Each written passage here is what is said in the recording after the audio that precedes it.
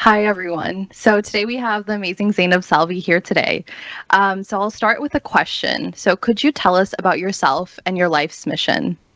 Well, first of all, so good to be here with everyone. I am a woman who grew up in Iraq, and I grew up with fear because I grew up in a dictatorship and with war, the Iran-Iraq war. And I knew at the age of 16, thanks to my mom, who made me not only be aware about women's rights in the country, but also human rights and women's rights worldwide through books. When I was 16, I turned to my mom and I said, Mama, when I'm old, I'm going to dedicate myself to helping women worldwide. My mom was driving and she turned to me and she said, and honey, you can. And it takes one person to believe in you, only one person to believe in your dreams. And in my case, it was my mom. And sure enough, I dedicated my life to women's rights and marginalized peoples and the voices worldwide since the age of 23. And here I am. Wow, that's very inspiring. Thank you for sharing that. So, what's the greatest challenge that humanity faces right now? I believe the greatest challenge is truly Earth and the health of Earth, climate change. I just told you I grew up in war. I end up working in wars through Women for Women International, the organization I founded, and I've seen violence against women. I've seen violence against poor people. I've seen so many things. I've seen my own house that I grew up in destroyed absolutely, and in my own country. And I am coming from that pain and from that destruction to say, actually, the biggest challenge we have is climate change because it's a unifier. It's impacting all of us. Maybe not all of us equally right now. Those who do not have money are impacted more right now than those who have money. But at one point, it's really an equalizer. It's impacting everyone, and it is impacting our own humanity and our existence. And if we cannot get together right now and unite in this moment, then shame on us. And what's at stake is really our humanity and the future of our humanity and our earth. Yeah. Thank you. I definitely agree that climate change is the equalizer here. So, another question: what have you chosen to do to address and support humanity's survival specifically? So I am a believer in the possibilities of making a difference and making a change. And as I said, when I was studying Women for Women International, I was only 23 years old kid. No one believed that I could do anything. Everyone's like, get a job, go and buy a car, buy a house. But I wanted to follow my heart and what has meaning and truth to myself. And that was to help women survivors of force. And Lord and behold, I just all what I ask is for women all over the world to join by sponsoring one woman at a time. And the organization expands from Bosnia to different wars until now Ukraine.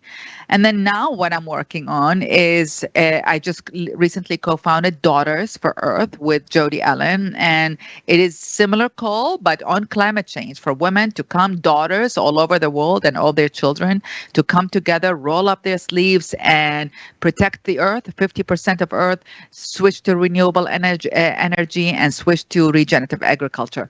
Do I think it's doable? Yes, I think. Do I believe? I do believe. I am a witness of the possibilities of change when great group of people, and in my case, great group of women and their children come together and get the job done. Thank you, Zainab. So, one now, you look out into the world, what gives you hope? Oh, I have so much hope. I have hope. Honestly, seeing what what a group of people coming together and getting the job done can do.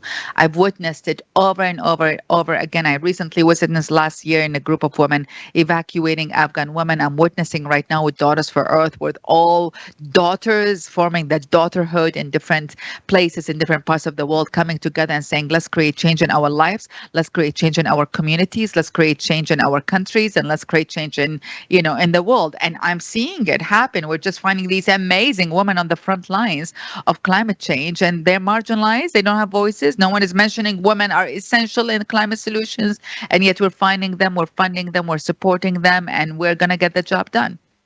Wow, that's inspiring. You're always actionizing in this space.